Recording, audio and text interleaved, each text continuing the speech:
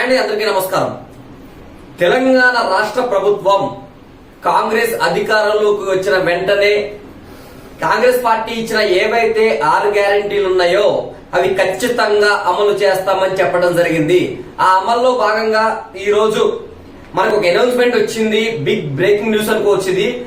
ఏదైతే 6 గ్యారెంటీలు ఉన్నాయో ఆ 6 గ్యారెంటీలకు సంబంధించి 5 గ్యారెంటీలని అమలు చేయడానికి రాష్ట్ర ప్రభుత్వం సిద్ధంగా ఉంది అని చెప్పడం జరిగింది. ఆల్రెడీ మనకి మహిళలకు బస్సు ఏదైతే ఉందో ఆ బస్సు ఆల్రెడీ ఇంప్లిమెంట్ అయితేనే ఉంది. ఆ మహిళలు చాలా మంది కూడా ప్రయాణిస్తున్నారు. వాళ్ళ ఆధార్ కార్డు చూపెట్టి అందరూ కూడా చాలా వరకు హ్యాపీగా ఉన్నట్టు తెలుస్తుంది.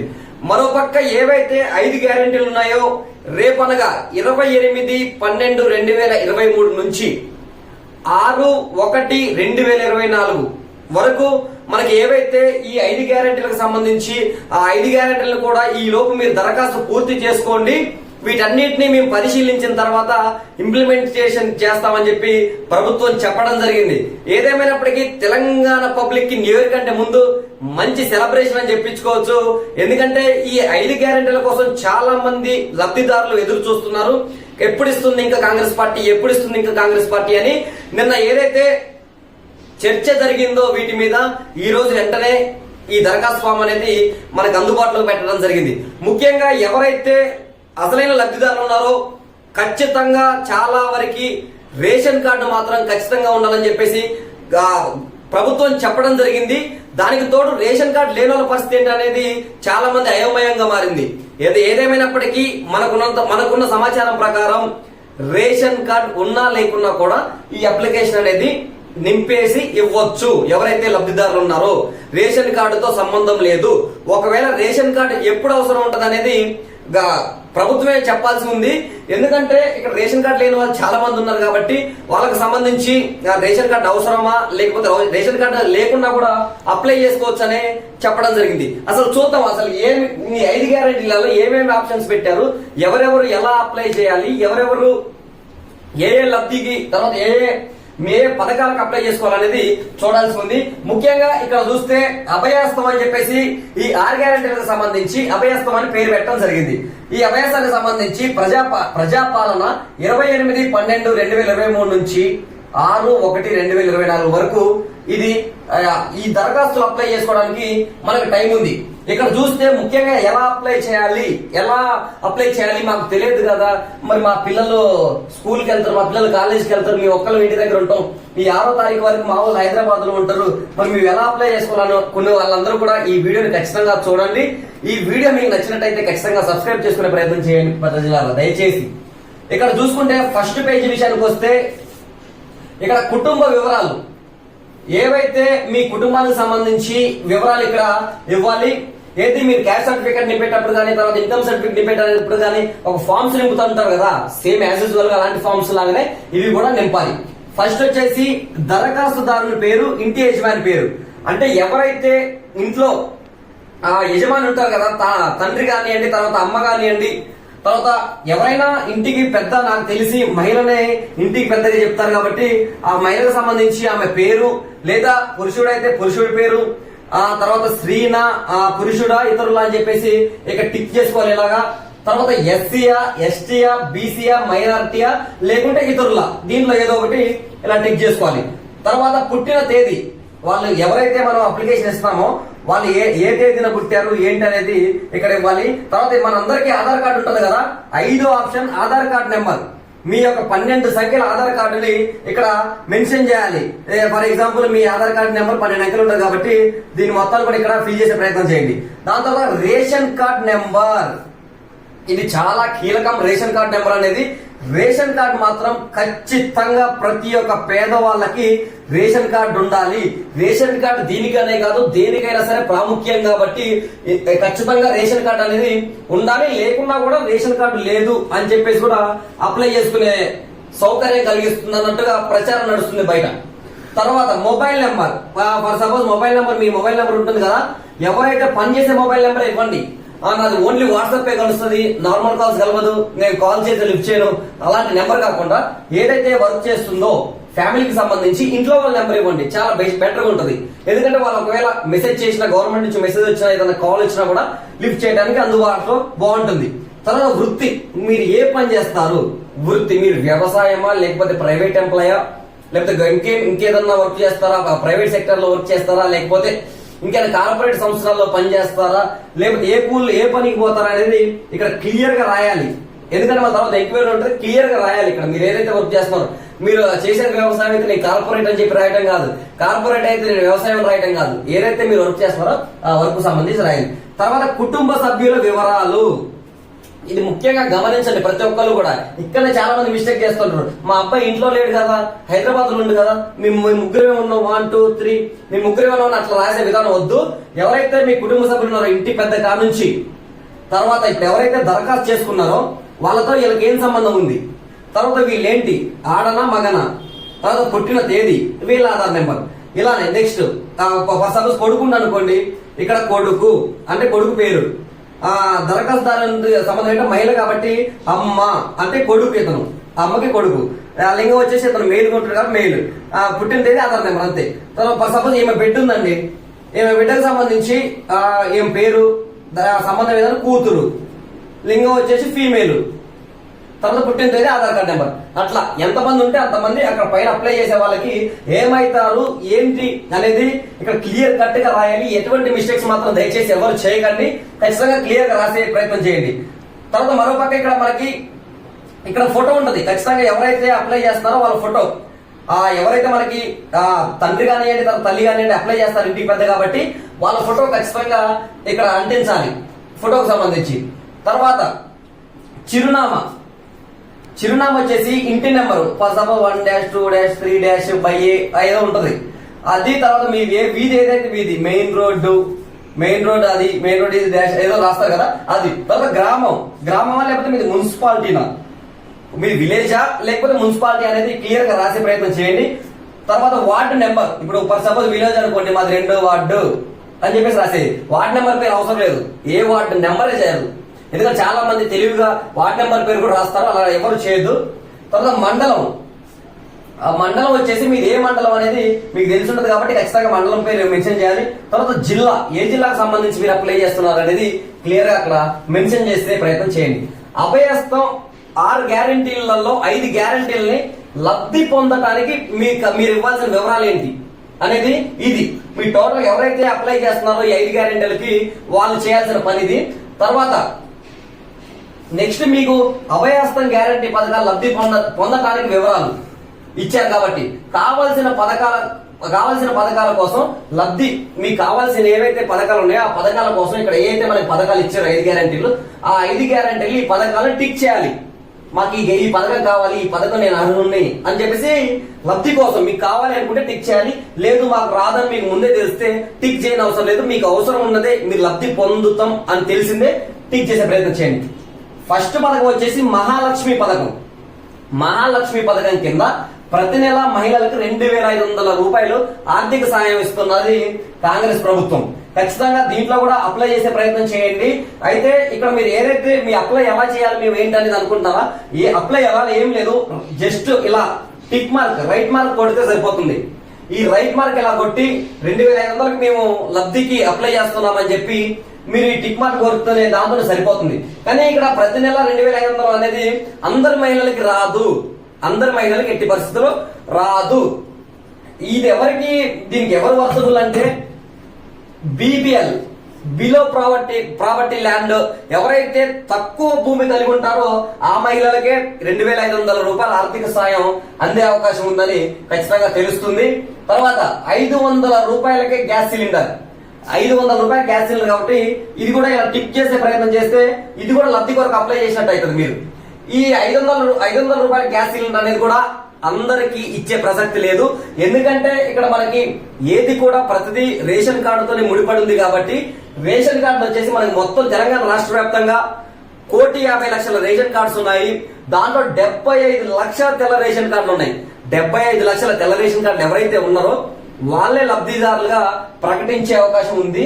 కాబట్టి మాక్సిమం అందరూ అప్లై చేస్తారు కానీ లబ్ధిదారులకే ఇది మాత్రం చేకూరుతుంది. తర్వాత దీంట్లో చూసుకుంటే 500 రూపాయల గ్యాస్ సిలిండర్ లో చూస్తే గ్యాస్ కనెక్షన్ నెంబర్, మీ గ్యాస్ కనెక్షన్ నెంబర్ 1దా లేకపోతే 2దా 3దా ఏంటనేది సరఫరా చేస్తున్న కంపెనీ పేరు, అంటే మీకు ఏ కంపెనీ పేరు సరఫరా చేస్తుంది, ఆ ఇండియన్ గ్యాసా లేకపోతే భారత్ గ్యాస్ అనేది క్లియర్ గా మెన్షన్ చేయాలి. అక్కడ సంవత్సరానికి వినియోగిస్తున్న గ్యాస్ సిలిండర్లు, సంవత్సరానికి మీరు ఎన్ని గ్యాస్ సిలిండర్లు వినియోగిస్తున్నారు, ఫర్ సపోజ్ 8, 9, 10, మనకి సెంట్రల్ గవర్నమెంట్ సంబంధించి 9 గ్యాస్ సిలిండర్లు యూజ్ చేస్తామని చెప్పేసి వాళ్ళు సెంట్రల్ గవర్నమెంట్ ఇవ్వడం జరిగింది. మరి ఇప్పుడు ఈ గవర్నమెంట్ ఏం చేస్తుంది, 8 బండలు ఇస్తుందా 9 గ్యాస్ బండలు ఇస్తుందా అనేది చూడాల్సి ఉంది. కానీ మొత్తానికి ఈ 500 రూపాయల గ్యాస్ కూడా ఎవరైతే తెల్ల రేషన్ కార్డు నుండి 75 లక్షల మంది ఉన్నారో ఆ కుటుంబాలకి చేరతాయని చెప్పేసి మనకి ప్రచారం బయట అయితే నడుస్తుంది. ఇంకా ఇదేది కూడా ప్రభుత్వం అధికారికంగా మెన్షన్ చేయలేదు, మేము అది ఇస్తామని. ఇవన్నీ కూడా బయట ప్రచారం జరుగుతుంది జస్ట్. కానీ ఏం జరిగిందో చూడాల్సి ఉంది. ప్రభుత్వం మొత్తానికి నిజమైన లబ్ధిదారులకే ఇస్తుందని అయితే అనుకోవచ్చు. తర్వాత రైతు భరోసా పథకం. రైతులకు ప్రతి ఏటా ఎకరానికి 15,000. ఎవరైతే రైతులు ఉన్నారో మనకి మొన్నదాకా మనకి రైతు బంధులా వచ్చింది, ఇప్పుడు రైతు భరోసా పథకం అయింది. ఆ రైతు బంధులో ఎకరానికి ఒక సంవత్సరానికి రైతుకి 10,000 వచ్చేది. ఇప్పుడు మాత్రం 15,000 పెంచుతూ కాంగ్రెస్ ప్రభుత్వం మంచి నిర్ణయం తీసుకుంది. రైతులు మీ రైతా లేకపోతే కౌలు రైతా అనేది ఇక్కడ టిక్ చేయాల్సింది. కౌలు రైతులకు కూడా ఇక్కడ మనకు ఆప్షన్ ఇచ్చింది. మనకి పోయిన ప్రభుత్వంలో ఓన్లీ రైతులకు మాత్రమే 10,000 ఇచ్చేది. ఇప్పుడు కౌలు రైతులు ఎవరైతే ఉన్నారో ఆ కౌలు రైతులకు సంబంధించి వాళ్ళకు కూడా ఎవరైతే కౌలు రైతులు ఉన్నారో వాళ్ళకు కూడా 15,000 ఆర్థిక సాయం చేద్దామని చెప్పేసి ప్రభుత్వం నిర్ణయం తీసుకుంది. ఇక్కడ చూస్తే రైతు అయితే పట్టాదారు పాస్ పుస్తకం ఖచ్చితంగా మీరు ఏదైతే మీకు పట్టాదారులు ఉన్నాయో సర్వే నెంబర్స్ ఉంటాయో ఆ సర్వే నెంబర్ 1, 2, 3 అవన్నీ మెన్షన్ చేయాలి. మీ భూమి ఏదైతే ఉందో మీరు సాగు చేస్తున్న భూమి ఇక్కడ గమనించాలి కదా. మీరు ఇక్కడ ఓన్లీ ప్రతి ఏటా సాగు చేస్తున్న భూమికే డబ్బులు ఇస్తాము.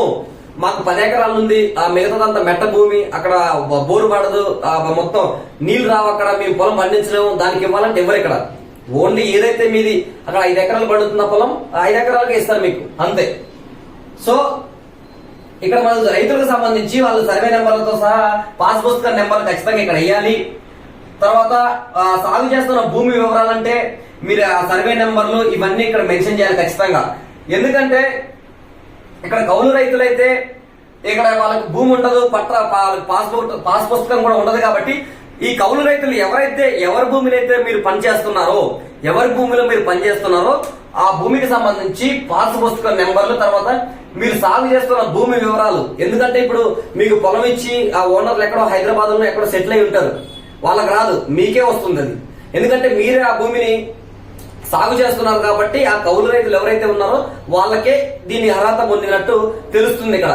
ఎందుకంటే ఓనర్ ఒక్క నుండి ఇక్కడ కౌలు రైతులు ఇక్కడ చేస్తున్నారు కాబట్టి వాళ్ళకి సంబంధించి వాళ్ళకే ఇద్దామని చెప్పి గవర్నమెంట్ నిర్ణయించింది. వ్యవసాయ కూలీలకు ఏటా 12,000.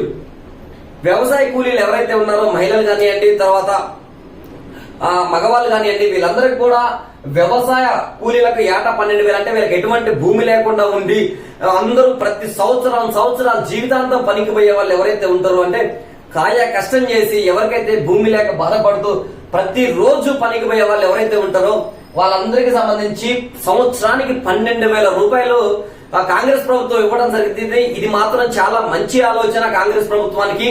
ఎందుకంటే ఈ రోజు ఒక భూమి ఉన్న రైతును చూసుకుంటారు, తర్వాత కౌలు రైతును చూసుకుంటారు, కానీ ఒక డైలీ లేబర్ అంటే డైలీ వర్కర్ ని ఎవరూ చూసుకోలేకపోతున్నారు. కానీ కాంగ్రెస్ ప్రభుత్వం అయితే మంచి నిర్ణయం తీసుకుంది. దీనికి గాను వీళ్ళు చేయాల్సిన పని ఏంటంటే ఎవరికైతే ఉపాధి హామీ కార్డు నెంబర్ ఉంటుంది కదా ప్రతి ఒక్కరికి, ఆ ఉపాధి హామీ కార్డు నెంబర్ ని ఇక్కడ క్లియర్ గా మెన్షన్ చేయాలి. మీరు అంటే 100 రోజుల పని అని చెప్పేసి మీకు కరువు పని అని ఊర్లలో పెడుతుంటారు. ఆ కరువు పనికి సంబంధించి ఆ card number, job card number అంటారు, అది కూడా ఆ జాబ్ కార్డు నెంబర్ ని ఇక్కడ క్లియర్ గా మెన్షన్ చేయాలి. మెన్షన్ చేస్తే మీరు కూడా నిజమైన లబ్ధిదారులు అయితే ఖచ్చితంగా ప్రభుత్వం మీకు శాంక్షన్ చేసే ప్రయత్నం చేస్తుంది. తర్వాత ఇందిరమ్మ ఇండ్ల పథకం. ఇందిరమ్మ ఇండ్ల పథకం అనేది చాలా మంచి ఆలోచన. ఎందుకంటే కాంగ్రెస్ ప్రభుత్వం ఎప్పుడున్నా కూడా ఈ ఇందిరమ్మ ఇల్లు అనేది చాలా మంది పేదవాళ్ళకి ఆసరా అయినాయి. చాలా మంది పేదవాళ్ళు ఈ రోజు ఒక గుడిసె నుండి ఒక డాబా ఇల్లు, ఒక స్లాబ్ ఇల్లు, ఒక రేకుల ఇంట్లో ఉంటున్నారంటే దానికి కారణం ఇందిరమ్మ ఇల్లు తప్ప ఇక్కడ ఇచ్చిన బీఆర్ఎస్ పార్టీ ఇచ్చిన డబుల్ బెడ్రూమ్ మాత్రం మొత్తం పడవలు వెళ్ళిపోయేటట్టున్నాయి, అంత బాలేవు. కానీ ఇక్కడ మనకి మంచి ఆలోచన కాంగ్రెస్ పార్టీ చేసింది. ఇల్లు లేక అర్హులైన కుటుంబానికి ఇంటి నిర్మాణానికి ఆర్థిక సాయం ఇస్తారంట. ఆర్థిక సాయం కావాలి అంటే మీకు ఏదైతే మీకు ఇల్లు లేకుండా మీకు ఒక ప్లేస్ మాత్రమే ఉంటుందో మీ అందరికి కూడా ఖచ్చితంగా ఆర్థిక సహాయం అందిస్తుంది కాంగ్రెస్ పార్టీ. కాంగ్రెస్ పార్టీ ఏదైతే మనకి అక్కడ 5 లక్షలు ఆర్థిక సాయం ఇస్తానని చెప్పారో ఇల్లు లేని పేదవాళ్ళకి అవి కూడా శాంక్షన్ చేస్తానని చెప్పేసి చెప్పడం జరిగింది. జస్ట్ మీరు చేయటం ఏం లేదు, మీరు ఇక్కడ ఏదైతే లబ్ధి కావాలనుకుంటారో ఆ లబ్ధికి సంబంధించి ఆ బాక్స్ లో రైట్ మార్క్ కొట్టండి సరిపోద్ది. అమరవీరులు మరియు ఉద్యమకారులకు 200 చదరపు గజాల ఇంటి స్థలం. అమరవీరులు ఎవరైతే ఉన్నారో వాళ్ళకి 250 గజాల స్థలాన్ని గవర్నమెంట్ ప్రకటించడం జరిగింది. అమరవీరులు అయితే మీరు దీంట్లో కూడా ఎలా ఎంచుకోవాలి, అమరవీరుల కుటుంబాలు కూడా ఎలా ఎంచుకోవాలంటే అమరవీరుల కుటుంబం అయితే టిక్ మార్క్ చేసేసేయండి. అమరవీరుల పేరు, అమరులైన సంవత్సరం, అంటే అమరవీరుల పేరు అంటే వాళ్ళు ఎప్పుడైతే అమరులయ్యారో తెలంగాణ ఉద్యమంలో కానివ్వండి మిగతా చోట్ల కానివ్వండి ఆయన పేరు, తర్వాత ఆయన ఎప్పుడు ఏ సంవత్సరం అమరులయ్యారు ఏ సంవత్సరం లేరు అనేది ఇక్కడ క్లియర్ గా మెన్షన్ చేయాలి. తర్వాత మీకు దీని మీద ఎఫ్ఐఆర్ కేసు నమోదు అయ్యి ఉంటుంది కదా, ఆ కేసు నమోదు సంఖ్య మాత్రం ఖచ్చితంగా మస్ట్ అండ్ షుడ్ గా ఇక్కడ నమోదు చేయాలి. తర్వాత డెత్ సర్టిఫికేట్ నెంబర్, అంటే వాళ్ళు చనిపోయి ఉంటారు కదా అప్పట్లో మీరు డెత్ సర్టిఫికేట్ తీసుకుంటారు కదా, ఆ డెత్ సర్టిఫికేట్ కూడా ఇక్కడ మెన్షన్ చేయాలి. ఆ నెంబర్ ఇక్కడ రాస్తే సరిపోతుంది. తెలంగాణ ఉద్యమకారులు ఉన్నారు, ఎవరైతే తెలంగాణ ఉద్యమకారులు ఉన్నారు చెప్తారు కదా తెలంగాణ కోసం ఇన్ని కేసులు బరాయించాం అన్ని కేసులు బరాయించాం ఎంత ఇబ్బంది అయిపోయింది అంత ఇబ్బంది అయిపోయిందని మీరు అందరూ చెప్పుంటారు కదా. మీరందరి కోసం కాంగ్రెస్ ప్రభుత్వం మంచి ఆలోచన తీసుకొచ్చింది తెరపైకి.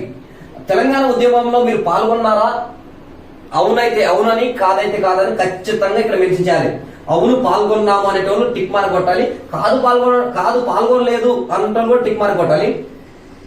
అయినచో సంబంధిత ఎఫ్ఐఆర్ నెంబర్ మరియు సంవత్సరం, మీరు ఉద్యమంలో పాల్గొన్నప్పుడు మీ మీద కేసులు అయి ఉంటాయి కదా, ఆ కేసులకు సంబంధించి మీరు ఇక్కడ ఏ సంవత్సరం మీరు ఉద్యమంలో పాల్గొన్నారు ఏ సంవత్సరం మీ మీద కేసులు అయినాయి ఆ ఎఫ్ఐఆర్ నెంబర్ కూడా ఇక్కడ ఖచ్చితంగా జతపరచాలి. ఒకవేళ జైలుకు వెళ్ళినచో వాటి వివరాలు కూడా, ఒకవేళ ఉద్యమంలో మిమ్మల్ని అక్రమంగా అప్పుడున్న ప్రభుత్వాలు అరెస్ట్ చేసి జైలుకు తీసుకెళ్లాయి కదా, ఆ జైలుకు సంబంధించి ఆ జైలు పేరు, ఆ స్థలం ఎక్కడ అంటే ఎక్కడ పెట్టారు, ఫర్ సపోజ్ హైదరాబాద్ లేకపోతే చర్లపల్లి చెంచల్గూడనా లేకపోతే ఇంకెక్కడెక్కడ అనేది ఇక్కడ ఖచ్చితంగా స్థలం మెన్షన్ చేయాలి. శిక్షకు సంబంధించిన వివరాలు, అంటే మీ శిక్ష కాలం 5 నెలల 6 నెలల సంవత్సరమా 2 సంవత్సరాల 5 సంవత్సరాలు ఉంచారనేది ఇక్కడ ఖచ్చితంగా మెన్షన్ చేయాలి. సో ఇక్కడ మొత్తానికి 1, 2, 3 ఈ 3 పథకాలకు సంబంధించిన వివరాలు అయితే ఇవన్నీ మీకు క్లియర్ గా అర్థమైనాయి అనుకుంటున్నాను నేను. ఎందుకంటే ఖచ్చితంగా ఇవన్నీ మీరు చాలా క్లియర్ గా నింపే ప్రయత్నం చేస్తేనే మీకు ఇక్కడ లబ్ధి పొందే అవకాశం ఉంటుంది. కాబట్టి ఇవన్నీ జాగ్రత్తగా నింపి అందరూ లబ్ధి పొందాలని మనస్ఫూర్తిగా కోరుకుంటున్నా. మరోపక్క గృహజ్యోతి పథకం కింద కుటుంబానికి ప్రతి నెల 200 యూనిట్ల ఉచిత విద్యుత్ ఎవరైతే నిరుపేదలు ఉన్నారో ఇది కూడా బీపీఎల్ వాళ్ళకే సమకూరుస్తుందని నేనైతే అనుకుంటున్నా. అంటే బిలో పవర్టీ ల్యాండ్ ఎవరైతే తక్కువ భూములు ఉన్నాయో, తర్వాత ఎవరైతే అంటే అణగారిన వర్గాలకు సంబంధించి, తర్వాత నార్మల్ షెడ్యూల్ క్యాస్ట్ సంబంధించి ఎవరైతే ఉన్నారో వాళ్ళకే అంటే ఒక 200 యూనిట్లు అయితే వాడుకోగలరు వాళ్ళైతేనే. ఎందుకంటే ఇక్కడ మనకు ఆల్రెడీ మనకేమో డూప్లెక్స్ ఇల్లులు ఉంటాయి, అక్కడ ఫ్రిడ్జ్లు కూలర్లు ఏసీలు తర్వాత మిగతా కరెంటుకు సంబంధించి కుక్కర్లు ఉంటాయి, ఇవన్నీ ఉంటాయి. ఇవన్నిటికీ ఒక నెలకి 200 యూనిట్లు అంటే జస్ట్ ఒక కూలర్కే వస్తుంది, ఒక ఏసీకి వస్తుంది 200 యూనిట్లు. అంటే ఇవన్నీ అందరికీ వర్తించదు, ఓన్లీ బిలో పవర్టీ ల్యాండ్ ఉన్న వాళ్ళకే ఈ పథకం ఖచ్చితంగా మంచి యూజ్ చేసుకోవచ్చు. 200 యూనిట్ల వరకు మీ నెలసరి గృహ విద్యుత్ వినియోగం 0 to 100 యూనిట్లు, 100 to 200 యూనిట్లు, 200 యూనిట్ల పైన అంటే ఎవరైతే పేదలు ఉన్నారో పేదలకు సంబంధించిన నాకు తెలిసి వాళ్ళు 100 నుంచి 200 యూనిట్ల వరకే వాడుతుంటారు. కాబట్టి 100 నుంచి 200 యూనిట్లు టిక్ చేసుకుంటారు. ఎవరైతే డూప్లెక్స్ ఇల్లు తర్వాత మంచి కాస్ట్లీ ఇంట్లో ఉండే వాళ్ళు, కాస్ట్లీ లైట్స్ పెట్టుకునే వాళ్ళు ఉన్నారో వాళ్ళు 200 యూనిట్ల పైనే వాడతారు, వాళ్ళు ఎక్కువైనా వాడతారు, వాళ్ళు టిక్ చేసుకోవాలన్నమాట. తర్వాత గృహ వినియోగ విద్యుత్ మీటర్ కనెక్షన్ సంఖ్య, మీ యొక్క విద్యుత్ మీటర్ కనెక్షన్ సంఖ్య అంటే మీకు ఎన్ని మీటర్లు పెట్టారు మీ ఇంట్లో, 1, 2, 3 అనేది ఇక్కడ క్లియర్ గా మెన్షన్ చేసుకోవాలి. మెన్షన్ చేసి క్లియర్ కట్ ఏదున్నా కూడా వాళ్ళు ఒకవేళ ఎంక్వైరీకి వచ్చినప్పటికీ ఇవన్నీ కరెక్ట్ అని తెలవాలి. అట్లనే ప్లాన్ చేసుకోండి, ఖచ్చితంగా అట్లనే పెట్టాలి ప్రతి ఒక్కరు కూడా. తర్వాత 5వ గ్యారంటీ చేయుత పథకం కింద నెలకు 4,000 మరియు దివ్యాంగుల పింఛన్ 6,000 పొందేందుకు ఈ క్రింది వివరాలను తెలపండి. ఇప్పుడు ఎవరైతే మామూలు వృద్ధాప్య పింఛన్ కోసం అప్లై చేస్తున్న వాళ్ళు ఉన్నారో వృద్ధాప్య పింఛన్ వచ్చేసి 4,000. ఎవరైతే దివ్యాంగులు ఉన్నారో ఫిజికల్లీ హ్యాండిక్యాప్డ్ ఎవరైతే ఉన్నారో వాళ్ళకి 6,000 పింఛన్ ని పెంచుతూ కాంగ్రెస్ ప్రభుత్వం మంచి నిర్ణయం తీసుకుందని చెప్పుకోవచ్చు. దీనికి ఎలా ఉంది ప్రాసెస్? అసలు ఈ ప్రాసెస్ ఏంటి? మీరు దివ్యాంగులు అయితే దివ్యాంగులు, తర్వాత సదరన్ సర్టిఫికేట్ నెంబర్ కూడా ఖచ్చితంగా అక్కడ మెన్షన్ చేయాలి. ఇప్పుడు ఇంకొక చిన్న గమనిక ఏంటంటే ప్రస్తుతం పింఛన్ పొందుతున్న వారు దరఖాస్తు చేయనవసరం లేదు. ఇప్పుడు ఎవరైతే బీఆర్ఎస్ ప్రభుత్వంలో పెన్షన్స్ ఈ 10 సంవత్సరాల నుంచి పెన్షన్స్ తీసుకుంటున్నారో వాళ్ళు దీనికి అప్లై చేయనవసరం లేదు. డైరెక్ట్ వాళ్ళే ఎంక్వైరీ చేసుకొని పెంచే అవకాశం ఉందని చెప్పడం. దివ్యాంగులకు సంబంధించి దివ్యాంగులు అయితే 6,000 పెన్షన్ పొందే అవకాశం ఉంటుంది. ఖచ్చితంగా సదరన్ సర్టిఫికెట్ నెంబర్ మరియు దివ్యాంగులు అయితే దివ్యాంగులని టిక్ చేయండి. మీరు వృద్ధాప్య పింఛన్ తీసుకుంటారు, దివ్యాంగులను మాత్రం టిక్ చేస్తే క్యాన్సిల్ అయ్యే అవకాశం ఉంటుంది. కాబట్టి జాగ్రత్తగా చూసి ఫామ్ ని ఫిల్ చేసే ప్రయత్నం చేయండి. తర్వాత నెంబర్ 2 ఇతరుల విషయానికి వస్తే వృద్ధాప్య, తర్వాత గీతా కార్మికుల, డయాలసిస్ బాధితుల, బీడీ కార్మికుల, తర్వాత ఒంటరి మహిళల, లేకపోతే వితంతు పెన్షన్ కావాలా, చేనేత కార్మికుల, ఎయిడ్స్ వ్యాధిగ్రస్తుల, తర్వాత పైలేర బాధితుల, మిగతా కింద ఉన్నాయి. అంటే ఇవి మిగతా కింద ఎవరైతే ఉన్నారో వాళ్ళందరికీ సంబంధించి 4,000 పెన్షన్ రూపాయలు వీళ్ళు మీరు ఏదైతే చేస్తున్నారో దాంట్లో అప్లై చేసుకొని ఇది పొందే అవకాశం ఖచ్చితంగా ఉంది. ఖచ్చితంగా జాగ్రత్తగా అప్లై చేయండి. ఏది అప్లై చేసినా కూడా జాగ్రత్తగా అప్లై చేయండి. ఇంకొకటి, ఇవన్నీ మనం అప్లై చేయాలి అంటే ఇప్పుడు ఈ వృద్ధాప్య పెన్షన్ అంటే ఇది ఇలా అనుకోవచ్చు, ఇలా ఏదైనా టిక్ చేసేసి పెన్షన్ తీసుకునే ప్రయత్నం చేయండి. ఇవన్నీ కూడా మనం అప్లై చేయాలంటే జతపరచవలసిన పత్రాలు ఉన్నాయి. ఇది మెయిన్ మన కీలక కూడా. జతపరచవలసిన పత్రాలు ఏవైతే ఉన్నాయో అవి మేజర్ గా ఇక్కడ మనకి ఆధార్ కార్డు జిరాక్స్. ప్రతి ఒక్క కుటుంబ సభ్యుని, మీ కుటుంబంలో ఎవరైతే యజమాని మీరు మెన్షన్ చేసి అప్లై చేస్తారో ఆ కుటుంబంలో ఎంతమంది ఉన్నారు ఏంటనేది అందరి ఆధార్ కార్డులు ఖచ్చితంగా మెన్షన్ చేయాలి. మరోపక్క తెల్ల రేషన్ కార్డు జిరాక్స్, ప్రతి ఒక్క అప్లికేషన్ కి మీరు ఏదైతే ఇక్కడ పథకాలు అప్లై చేస్తున్నారో ప్రతి ఒక్క పథకానికి ఆధార్ కార్డు జిరాక్స్, తెల్ల రేషన్ కార్డు జిరాక్స్ మాత్రం ఖచ్చితంగా జతపరచాల్సిందే. ఎందుకంటే ఇవి చాలా కీలకం. రేషన్ కార్డు లేకపోతే మా పరిస్థితి ఏంటని అడుగుతారా?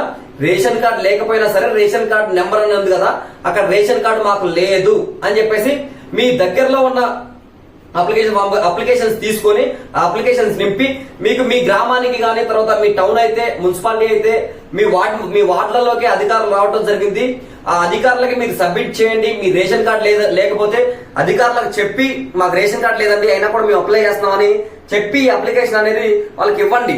ఖచ్చితంగా ఈ డిసెంబర్ 28 నుంచి జనవరి 6 వరకు ఈ అప్లికేషన్స్ అనేది జరుగుతుంది. కాబట్టి ఖచ్చితంగా ప్రతి ఒక్కళ్ళు కూడా ఇది గమనించి ప్రతి ఒక్కళ్ళు అప్లై చేయండి. లబ్ధిదారులు ఎవరైతే ఉన్నారో అప్లై చేయండి. మంచి లబ్ధిదారులు ఎవరైతే ఉన్నారో మంచి పథకాలను పొందండి నేనైతే కోరుకుంటా. ఇది చూడండి ఒకసారి, ఆధార్ కార్డు తెల్ల రేషన్ కార్డు మాత్రం ఖచ్చితంగా కావాలి. పైన సమర్పించిన వివరాలు అన్ని వాస్తవమని ధృవీకరిస్తున్నామని చెప్పేసి ఇక్కడ మీరు మీ సంతకం పెట్టాలి. ఇక్కడ మీ సంతకం, మీ పేరు, తర్వాత తేదీ వేయాలి. ఇక్కడ పైన మేము అన్ని ఈ అప్లికేషన్స్ ఏవైతే అప్లికేషన్స్ 5 గ్యారెంటీలు ఉన్నాయో ఆ 5 గ్యారెంటీలకి మేము నింపినవన్నీ కరెక్టే. మీరు సపోజ్ వృద్ధులు కాదు అనుకోండి, మేము వృద్ధుల నింపితే అది రాంగ్ అయిపోయింది. తర్వాత మరోపక్క ఇక్కడ మీరు కౌలు రైతు అనుకోండి, మీరు రైతుని నింపితే రాంగ్ అయిపోయింది.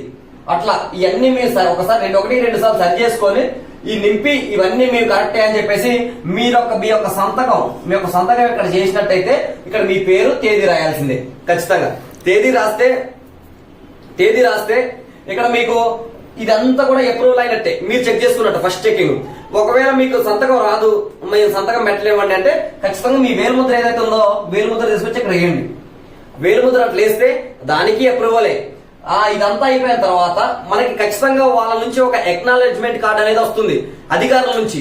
అధికారులు ఇవన్నీ మేము చెక్ చేసాము, ఇవన్నీ వీళ్ళు అప్లై చేశారు అని చెప్పేసి వాళ్ళ నుంచి వస్తుంది. మీరు సంతకం పెడితే రాదు, మీరు ఏలుముద్ర వేస్తే రాదు. ఇక్కడ కింద ఏదైతే ఉందో ప్రజాపాలన దరఖాస్తు రసీదు అని ఉంది కదా, ఈ రసీదుని ఖచ్చితంగా మీరు వాళ్ళ సైన్తో తీసుకోవాలి. దీనికి కావాల్సింది మీ జీపీ వార్డ్ నెంబరు రాయాలి, తర్వాత దరఖాస్తు సంఖ్య, మీ పేరు, తర్వాత మీ పేరు, యజమాని పేరు, తర్వాత మీకు తండ్రి కానివ్వండి, భర్త గారి పేరు కానివ్వండి, తర్వాత ఏ పథకం, మహాలక్ష్మి పథకం, తర్వాత రైతు భరోసా, ఇంద్రం ఇల్లా, లేకపోతే గృహజ్యోతి పథకమా, చేయుత, ఇవన్నీ ఈ 5టికి కూడా అప్లై చేశారు. తర్వాత మీరు గ్రామం, వార్డ్ నెంబర్, మండలం, జిల్లా, తేదీ ఇవన్నీ రాయాలి. ఇవన్నీ రాసిన తర్వాత ఇక్కడ గమనించారా, అధికారి సంతకం ఎవరైతే ఇవన్నీ కూడా మీ అప్లికేషన్ చెక్ చేస్తాడో ఆ అధికారి సంతకం ఖచ్చితంగా ఇక్కడ ఉండాలి. ఆయన పేరు, ఆయన హోదా, వాళ్ళకి ఆఫీస్ కు సంబంధించి ముద్ర, ఆ ముద్రని ఇక్కడ వేయటం ద్వారాగా మనకి ఈ అన్ని అప్లై చేసిన వాటి మాకు అప్లికేషన్ అందింది అని, లబ్ధిదారు నుంచి అప్లికేషన్ అందిందని అధికారి మనకి చెప్తున్నట్టుగా మన ఆ స్లిప్ మన దగ్గర ఉంటేనే అది అప్లై అయినట్టు.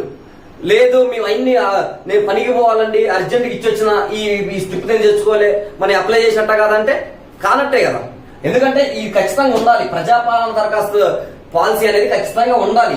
ఇది మన దగ్గర ఉంటేనే మేము కూడా అప్లై చేసుకున్నామండి. ఈ 5 లబ్ధులకు కూడా మేము అప్లై చేసుకున్నాం. ఈ 5 పథకాలను కూడా మేము అప్లై చేసి మేము ఈ రోజు ఏదైతే కాంగ్రెస్ ప్రభుత్వం గ్యారంటీలు మాకు ఇచ్చిందో ఆ గ్యారంటీలు నేను అప్లై చేసుకున్నాను. నేను లబ్ధిదారుని అయితానో కానో తెలియదు, కానీ అప్లై అయితే చేసుకున్నటానికి ఇది ఖచ్చితంగా ఉండాలి. సో చూసిరు కదా, ఇవన్నీ కూడా ఖచ్చితంగా ఇవన్నీ మీరు పాటించి కరెక్ట్ గా నింపి, ఎవరైతే ఊర్లలో చదువుకున్న వాళ్ళు ఉన్నారో చదువురాని వాళ్ళకి కొంచెం చెప్పి ఇవన్నీ కూడా పర్ఫెక్ట్ గా నింపించి మంచి సపోర్ట్ చేసి వాళ్ళందరికీ ఖచ్చితంగా ఎవరైతే లబ్ధిదారులు ఉన్నారో ఆ లబ్ధిదారులందరికీ లబ్ధి చేకూరేలా మీరే చూడాలి. మీరే ఈ బాధ్యత. సో కాంగ్రెస్ ప్రభుత్వం ఈ నెల 28 నుంచి తర్వాత జనవరి 6వ తారీఖు వరకు ఈ దరఖాస్తులన్నిటికీ అప్లై చేసుకునే గడువు ఇచ్చింది. కాబట్టి అందరూ అప్లై చేయండి. ఎవరైతే లబ్ధిదారులు ఉన్నారో మీరంతా అప్లై చేసి ఖచ్చితంగా ఈ లబ్ధిని పొందండి. ఖచ్చితంగా మీరు మాత్రం టైం వేస్ట్ మాత్రం చేసుకోకండి. ఈ ఉన్న డేస్ లోనే ఇవన్నీ కంప్లీట్ చేసుకోవాలని మనస్ఫూర్తిగా కోరుకుంటూ, ఈ వీడియోని చాలా మందికి తెలియదు, ఎలా అప్లై చేయాలి ఏంటనేది తెలియదు. మనం ఖచ్చితంగా దీన్ని అప్లోడ్ చేస్తాము. దీన్ని మాత్రం ఖచ్చితంగా ఈ వీడియోని అందరూ షేర్ చేసి మన ఛానల్ ఇప్పటివరకు సబ్స్క్రైబ్ చేసుకునే వాళ్ళు ఉంటే ఖచ్చితంగా సబ్స్క్రైబ్ చేసుకోండి. ఇది మాత్రం ఓన్లీ ప్రచారంలో ఉంది. ఇంకా గవర్నమెంట్ నుంచి ఎటువంటి జీవోలు కూడా పాస్ కాలేదని చెప్పడం జరుగుతుంది. ఖచ్చితంగా గవర్నమెంట్ నుంచి కూడా ఫైనల్ లిస్ట్ అనేది మళ్ళీ రావడం జరుగుతుంది. Thank you so much. జై హింద్.